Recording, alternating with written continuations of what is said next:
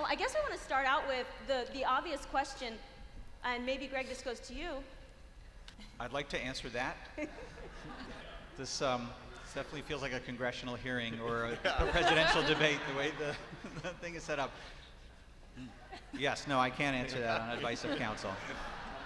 Did everybody hear the introductions and know what everyone does on the show? Yes? Yeah, why don't you do that? Why don't you guys tell us all what you do? I'm Claire Scanlon, and I edit the show along with David Rogers and Rob Burnett, and from time to time I direct as well. Say some of the ones you've directed. I directed Angry Andy, where Andy punches a hole in the wall. And I just did Here Comes Trouble, where Stephen Colbert is Broccoli Rob. My name is Matt Sohn. I'm the director of photography. I'm also the camera operator on the show. I've also been fortunate enough to get to direct several episodes as well. The last episode I directed was Staremageddon.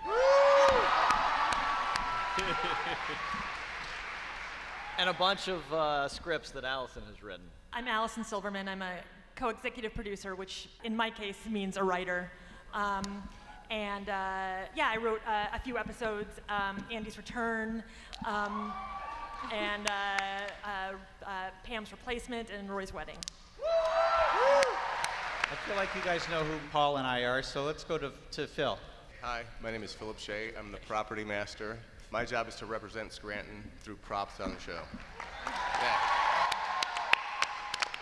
And Phil, you've been there since... I've been there since the beginning with Greg and Paul. So. My name is Steve Burgess. I'm the line producer. My job is basically to be the camp counselor and keep things going as we start all the way from writing the episodes, which I don't do, but they do, budgeting, shooting, post, and then finally you guys seeing them on the air. All right, so we were just going to start out by saying, why did you pick Scranton? I didn't know very much about Scranton. At one point, I think it was like 1887 or something. It was like the #1 city in America in many different things. I guess maybe there was something about the nostalgic feeling or the poignancy of it not being that now. I mean, there was a ton of other reasons. I went into a drugstore and looked on all these paper valentines when I was trying to think about paper stuff, and a lot of them were printed in Scranton, Pennsylvania. And there's a writer named John O'Hara, who's I was reading a lot at the time, who's kind of a cool writer with the tone of the show a little bit, and he wrote a lot of stories in Scranton. There's a lot of different things. And then when I was pretty sure it was going to be Scranton, John Krasinski came. Yeah, that's more, you know him, right? Forget John O'Hara. John Krasinski.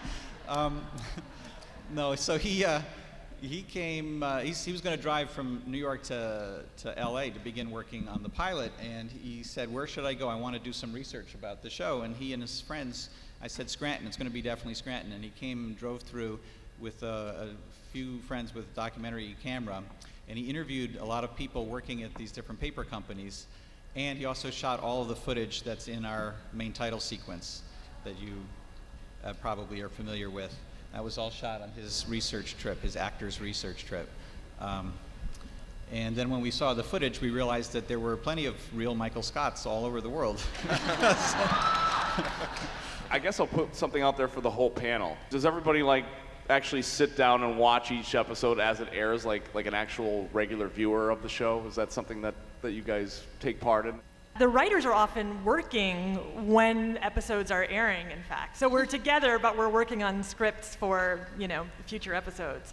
We do all get together to watch the episodes during the editing process, and Claire or one of her fellow editors will be up there and we'll give feedback and try to see how we can shape the show. But we're not there to see it as it airs on NBC. It's my turn. This is Tanster from OfficeTally.com.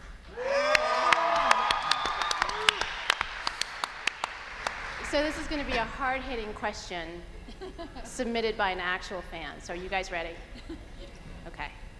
Was there ever a joke or a line that was deemed as too offensive by the network that you were really proud of and wanted to have in the final cut, but in the end weren't able to include it? Several. I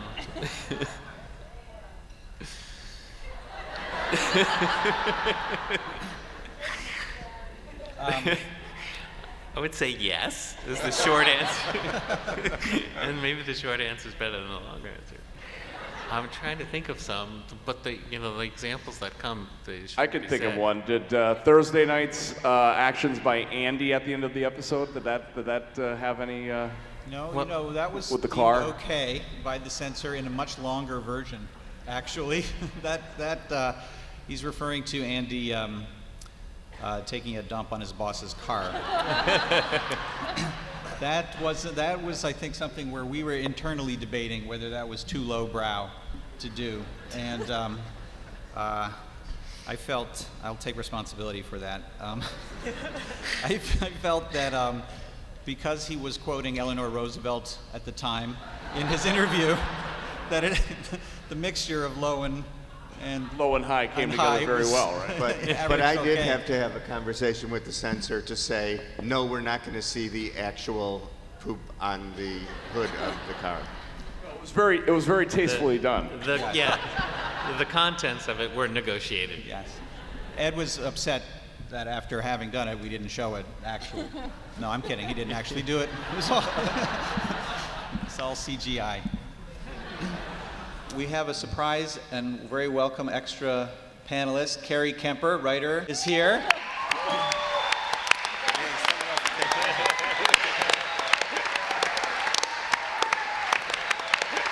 You may recognize her as Molly, Jan's assistant, at the white pages. Great, thank you so much for the early morning call. I wasn't expecting to be on this panel. Obviously, the pranks played on the show between Dwight and Jim, and pranks just in general on the show are a big part. They get really creative, wonderful pranks.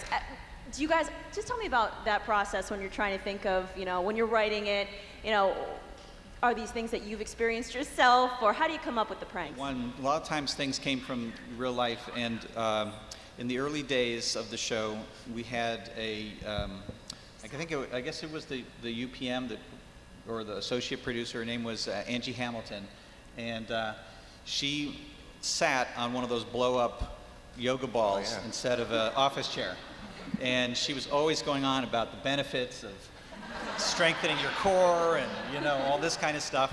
And so we thought, okay, that could be Dwight. It would be funny to see. That's like a classic comedy thing, is a person sitting on a balloon waiting for it to get popped.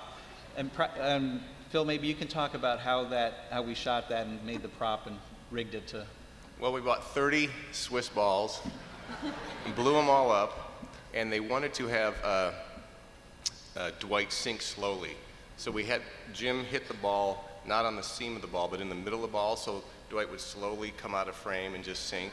And on the 30th take, I think Randall was the director of that episode, I think, and he suggested that Jim try and hit the seam. And we hit the seam, Dwight just boom, fell out of set like that. And it was a shock to all of us. We were worried that Dwight would get hurt or injure himself or whatever, but that was the scene that they used in the episode. It was the boom, so that was a great scene. There's so much joy in props, period. I mean, I think some of my favorite, most of my, no, not most, I don't want to, but a lot of the best moments on the show are props, I think. And I've had so much fun building like that little fat naked statue. Oh, right, yeah.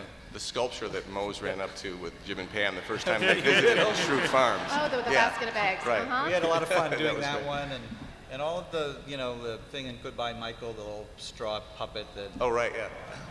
And what about? I think also though, prop-wise, the turtle. For the Christmas episode, the Nutcracker that. Oh, right, yeah. I forget all these sometimes. Yeah, the Nutcracker. And the turtle. Yeah, and the turtle. The turtle from the premiere this year. Do you want to?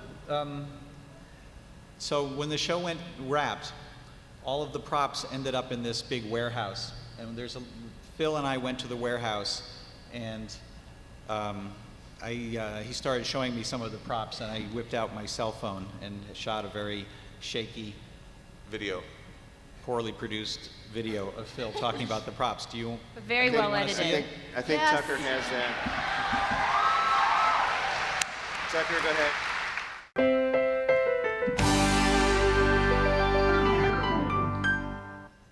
Dunder Mifflin Prop Wardrobe Storage Room. This is the Dunder Mifflin office prop / wardrobe storage area. It was created about 4 years ago when prop department and wardrobe department both ran out of space. So production rented us this building, and the left half is all costumes and the right half is all the props. Welcome to wardrobe. Costumes. We have each by each character, and then we have all the things from all 9 years. Do you guys ever sneak into the trailer and dress up as the characters in their clothes? We did the Halloween ones. Yeah, we all were dressed the- as yeah. them. You were Brian. I was Brian. Oh God, that's right. If you could take one costume home, which would you take? Rainn's costumes were the most fun to me. Yeah. And there was one, I think it was. I know what I would take. Special ops. I would take the pumpkin head. Oh, yes. yeah. That was probably the biggest challenge for me, was the pumpkin head. We've kept every single prop and kept it as well inventoried and marked as we could. Look, Princess Unicorn. Oh, yeah. Collector's item. Yeah. Well, that's one of the ones that we converted into Princess Unicorns. These are like from season 2. Yeah, those Fruit bugs. Yeah. Those were pretty great, yeah. That's worth 0.1 of a penny. There's a great Joe Bennett. Oh, Take yeah. a good look.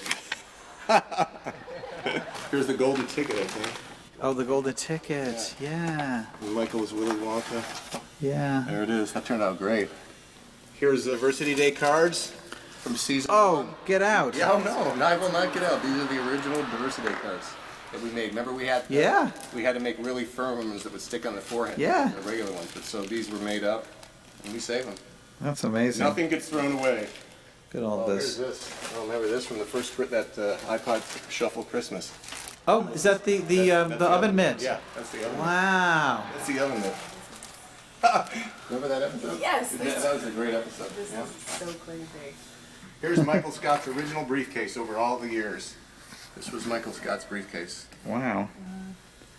Perfect. Here's Phyllis's huge giant bear that Bob gave her. Yeah. Oh my Still God. here. Still here.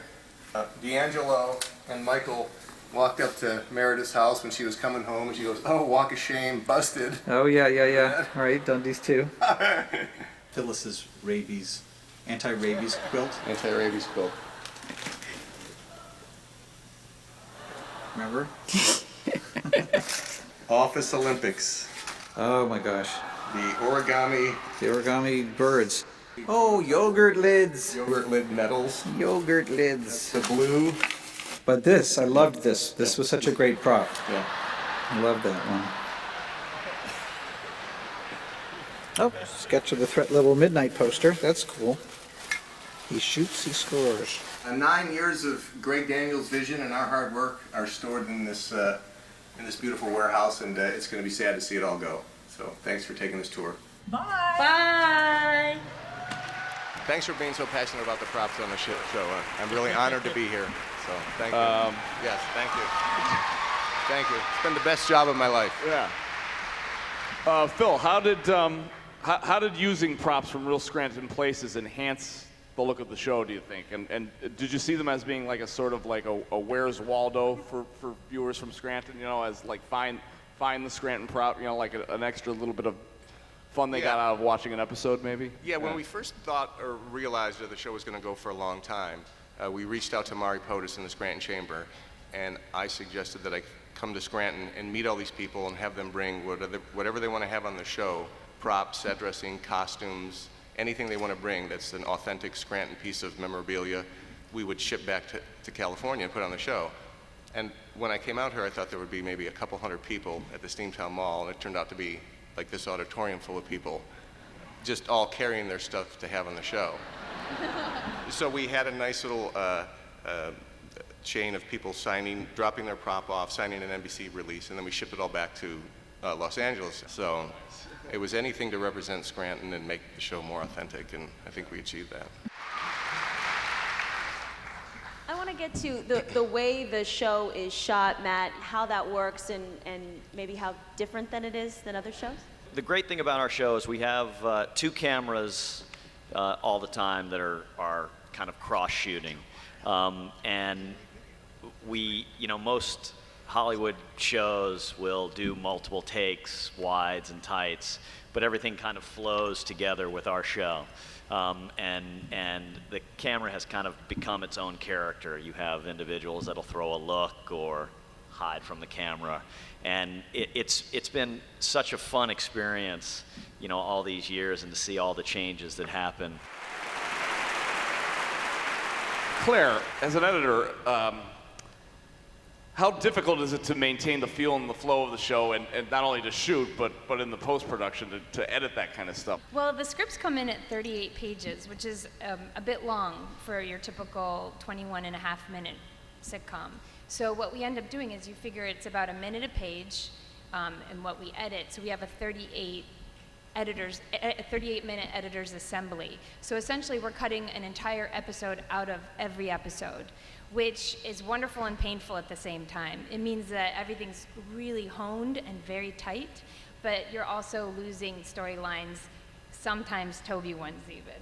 So it's very, very painful, and but it's wonderful to choose from all of this, like, basically comedy gold from all these. I mean, every storyline is excellent, so it's very difficult and also wonderful at the same time to do both.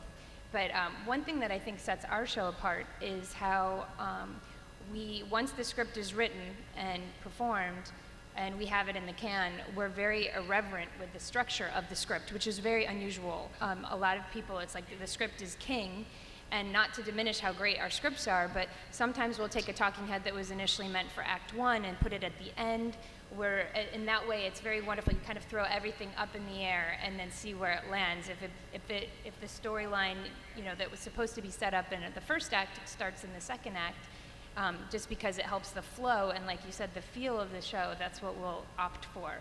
And then we get it down to time.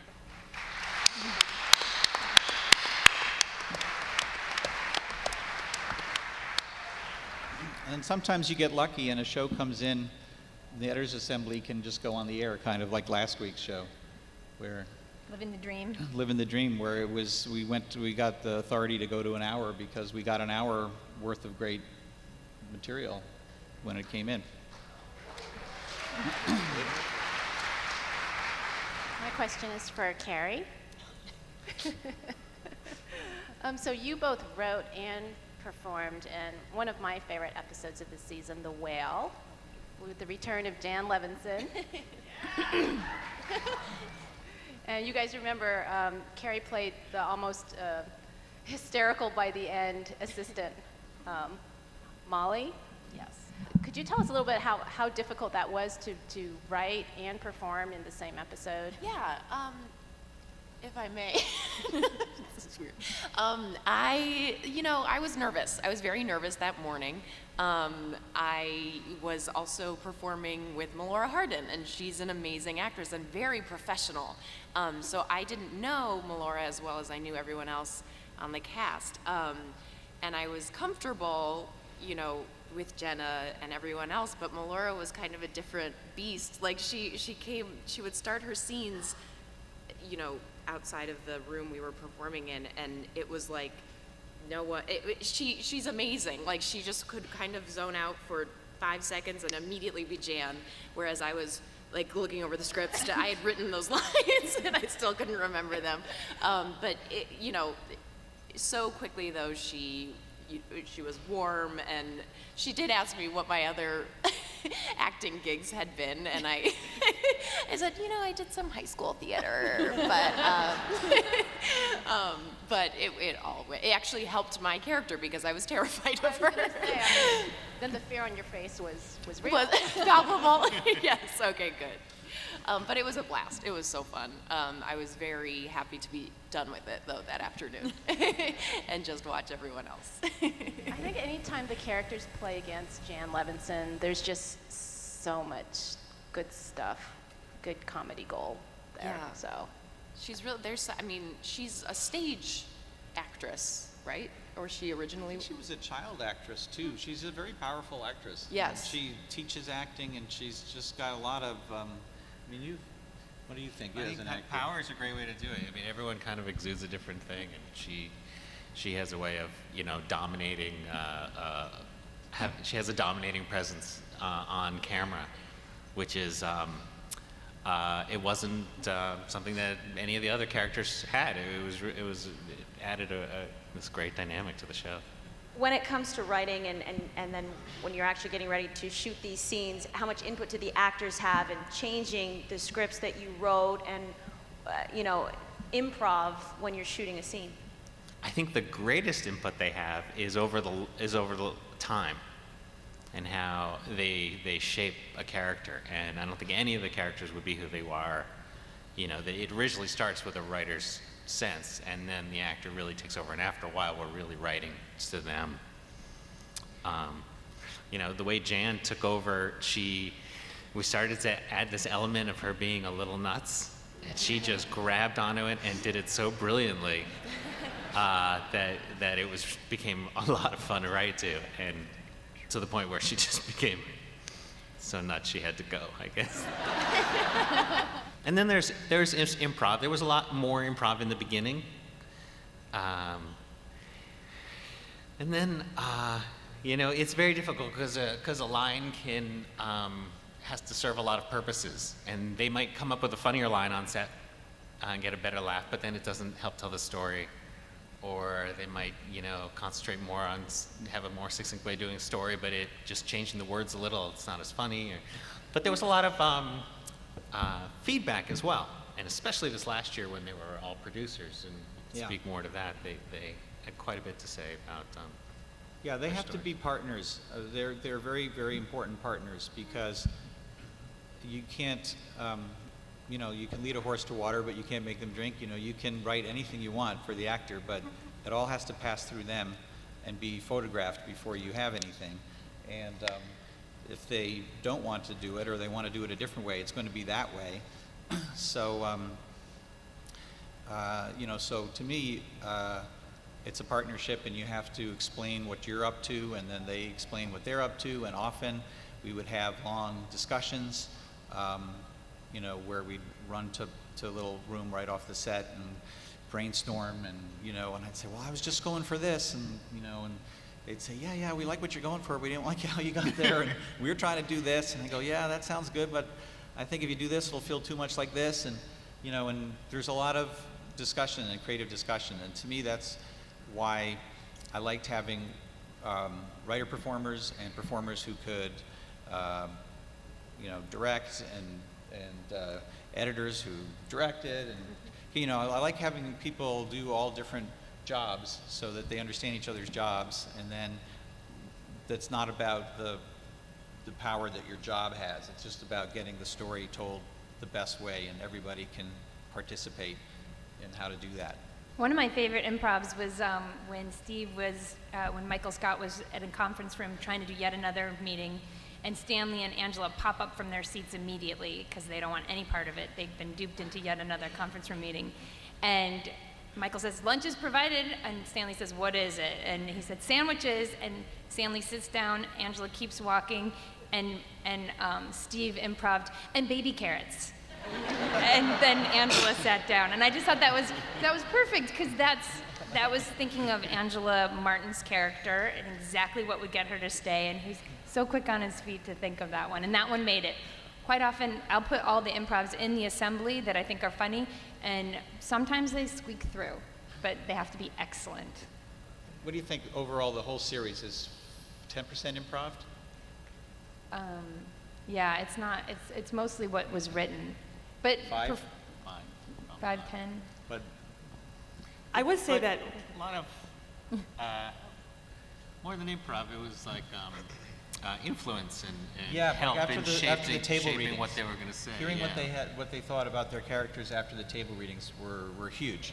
I mean, they helped in so many ways to keep the show on track.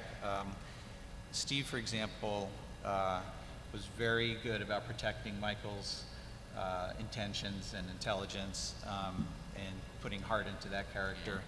I'll tell you that the wedding episode, big episode, Niagara, which I wrote with Mindy Kaling, and you were running the show, and we were all on board with this idea for the wedding episode. And the idea was going to be that we had this beautiful ending planned where Jim and Pam run off and go to Niagara Falls.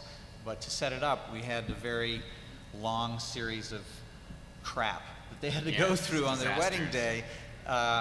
You know, we were, I think, thinking properly in terms of what was going to make a great ending, but then also there was a storyline about Dwight trying to ride a horse over the Niagara Falls, which I really clung to for a long time. I thought it was so funny. But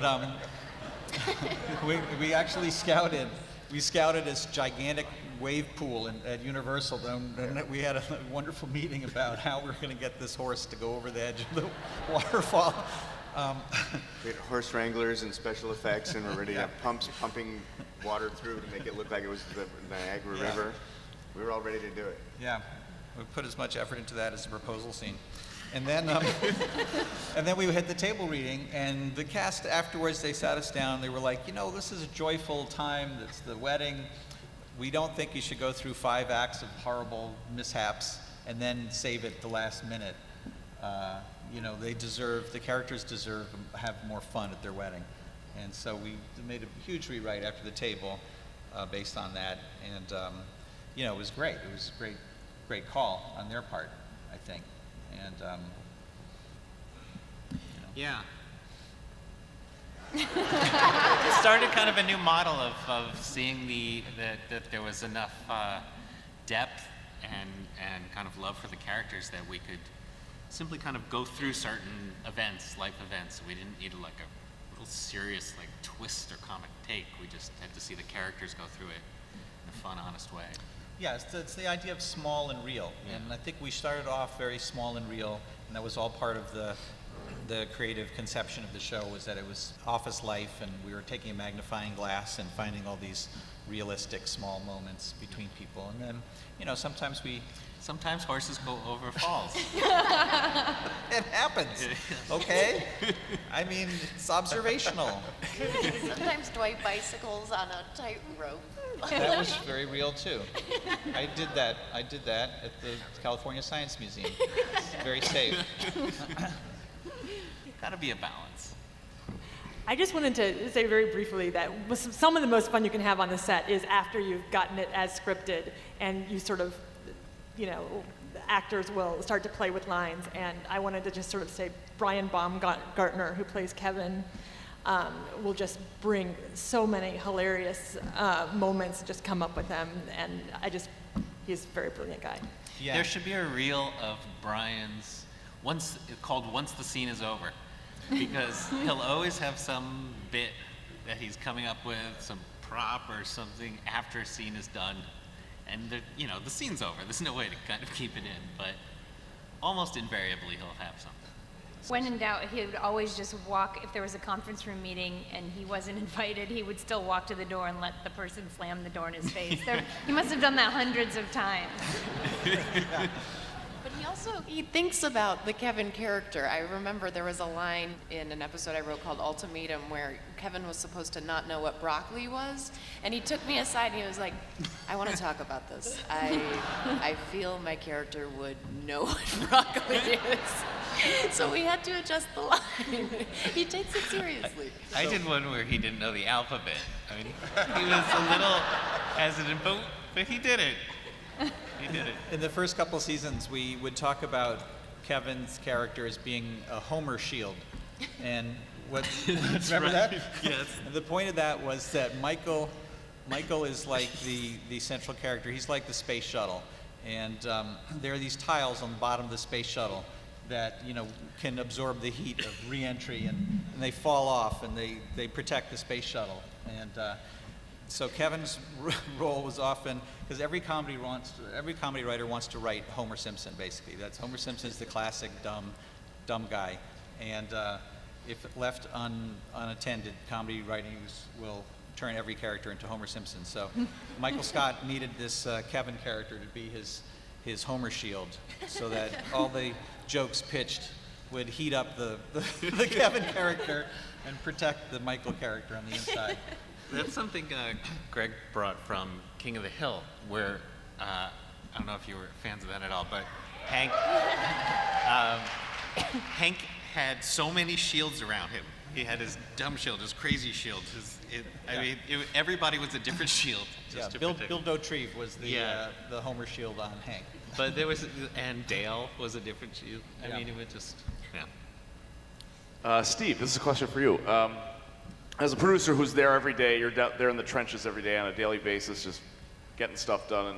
And I was wondering if you could talk a little bit about what your job is like, trying to fulfill the vision of the writers and the director, but at the same time you're managing the crew as well, and making sure everything comes together as a cohesive whole, I guess. And it's kind of a juggling act, in that Universal gives us an amount of money that we have to try to do our show within, and we also want to make everything that the writers dream come true. So it's kind of a tough juggling act. They also have a really great crew that works really quickly, but you still don't have time to do everything.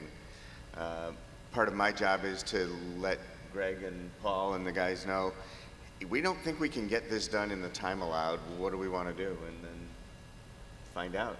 And then we usually say, no, make it happen. And we eventually make it get done. And that's kind of what I do, is juggle the budget along with the writers and producers' dreams of what we want to get into the show, and find a way to get it into the show. We've done pretty well at getting everything that we want into the show.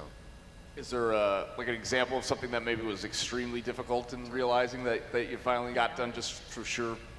The turtle was one. Oh, that was expensive. The turtle was expensive, but we talked about it, and Greg's Do you remember the answer turtle was from the premiere? the turtle that Kevin ran over in the cold open of the premiere, and tried to save and tried to put back together. It was a fairly expensive prop. You have to train like 15 turtles. They take forever to train. You have to have a veterinarian on the set to try and keep them alive just long enough. Trying to get the oxygen mask on the turtle was tough. Oh, they were all fake turtles. They're all rubber.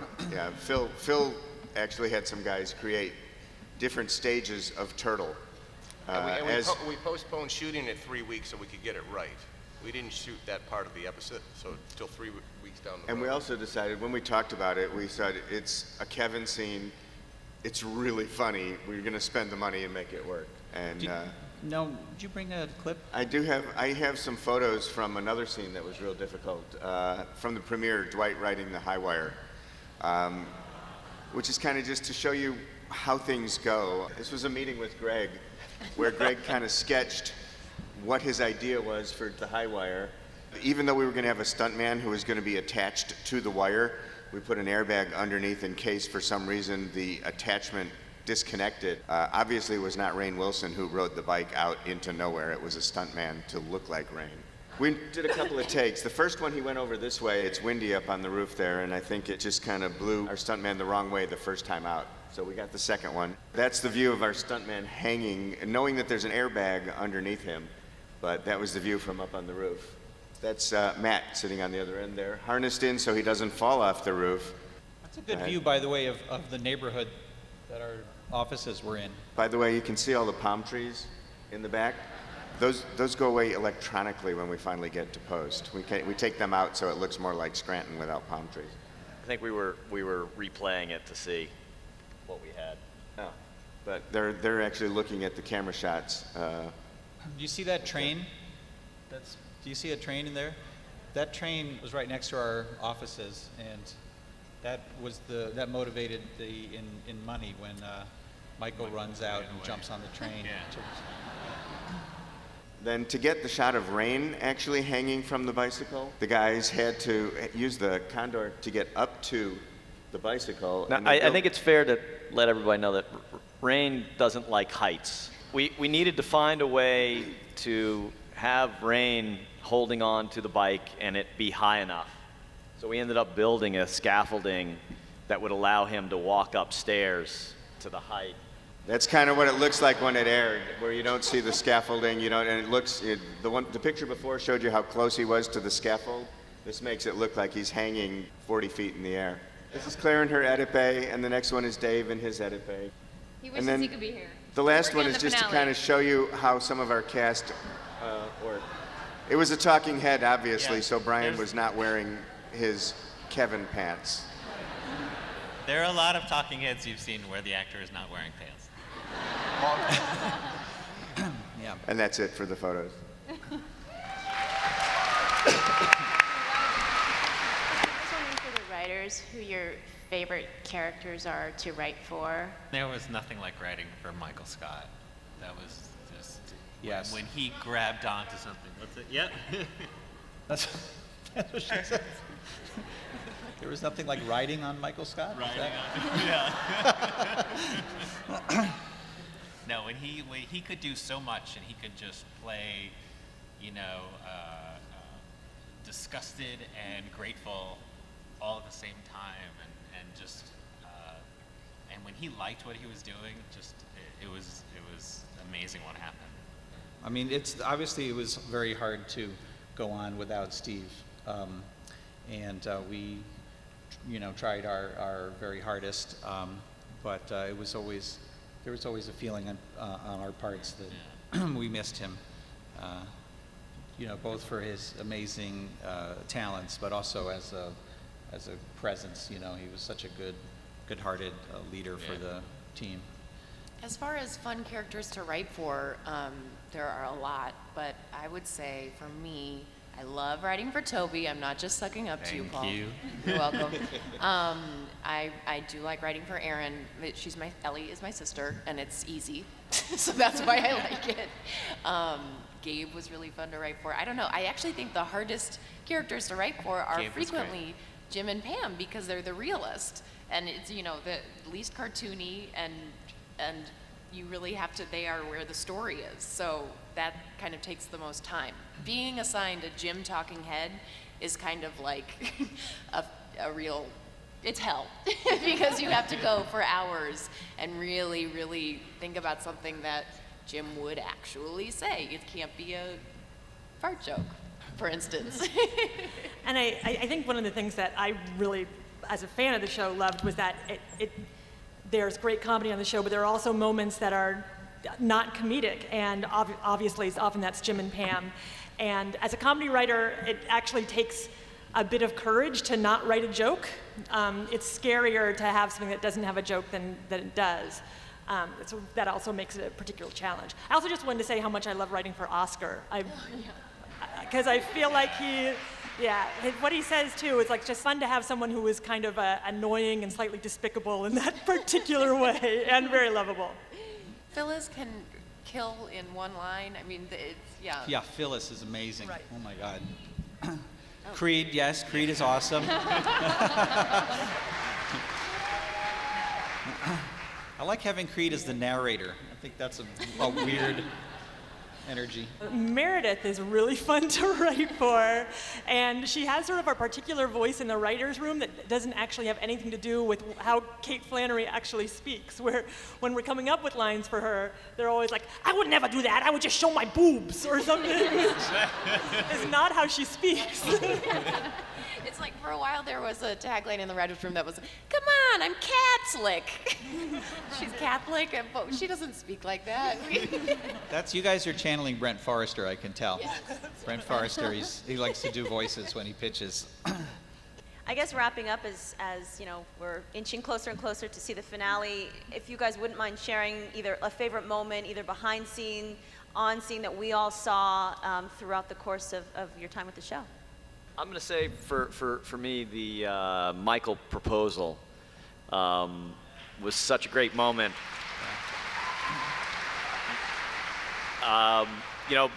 Just for the fact that I'm there and I'm getting wet as well. But it was such an emotional moment, and it was one of the many things that took a long time to get to, and it was great to watch it come to fruition. I was the writer for Roy's wedding, and seeing actually behind the scenes Jenna Fischer and David Denman, who played Roy, and how happy they were to see each other, and having that character have a less dark ending than he had earlier in the series was really, really nice for me. Dinner party? Did you guys like dinner party? Yeah. We started that episode and it was cut short by the writer's strike. So we had to wait 4 or 5 months to restart it again. But my favorite part of that episode was the montage at the end when they were playing Hunter Song for one night. and they just, you saw, Dwight and Michael driving back and leaving his date at the bus stop with that creepy character there. I mean, that, and Ed and at the ice cream store with Angela, and she slapped the ice cream on the, I don't know, that was always my favorite scene, so. One of my favorite moments had one of my favorite lines from the show was in Goodbye Michael, as Michael Scott hands his mic to the off-camera audio guy and says, "You'll let me know if this ever airs, right?" And then walks away. It's one of my favorite moments. I have to say, I am remembering the screening of Goodbye Michael, and the feeling I had afterward, which was, I didn't know Greg as well because you hadn't taken control. It wasn't the last season. It was, what, season 7? And I just thought, wow, this is what it's like. Now I feel like I'm sucking up to Greg, but it was kind of like, this is what it's like to watch a show written by Greg. Like it was just so powerful. And I remember we were talking about whether we could make it longer, and we ended up making it longer, right? Yeah. And I was supporting that. It was just, to take out the air that was in that episode would have been so heartbreaking because the rhythm was so nice and fulfilling. Like it was perfect. Anyway, that was a good moment. Do you guys, now with the show ending and all, is there like sort of a sense of mourning, sense of like a little sense of loss now that the show's something that you've invested so much time in is coming to an end now? Like what are your feelings like? What's going through your head right now as these last weeks? I stopped back onto set and went into the stage where our set used to be, and it was a big, empty vault, and it kind of reminded me that it was truly over, and it was, being somewhere for 9 years, working with the same people for 9 years, knowing that set, that I could walk through it with my eyes shut, and then to walk in one day and it's completely erased. Yeah, that was a hard moment, but I think that this whole weekend is a nice wrap up to it all and a good way to end it and to get to see everybody together again.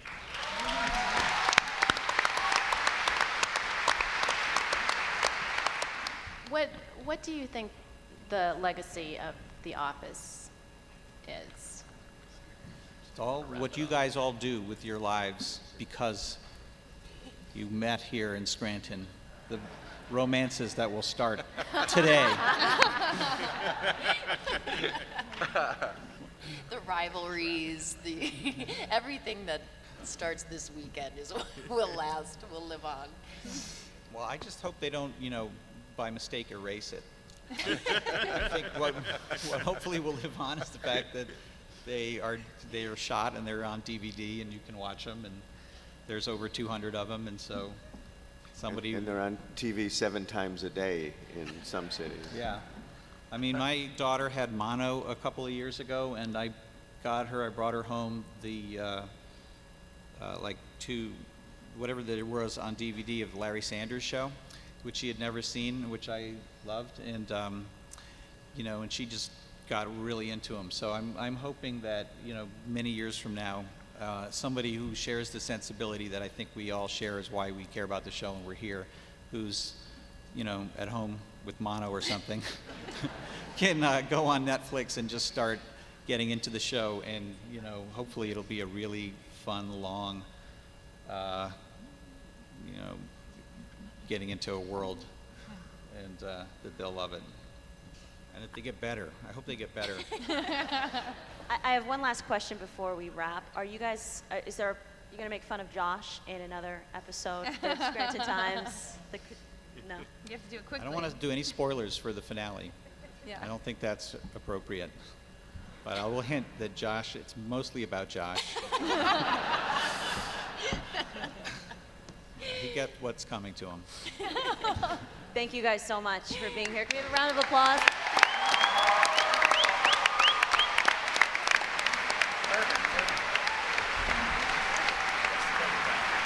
Thank you so much. Put it together for our behind the scenes panel.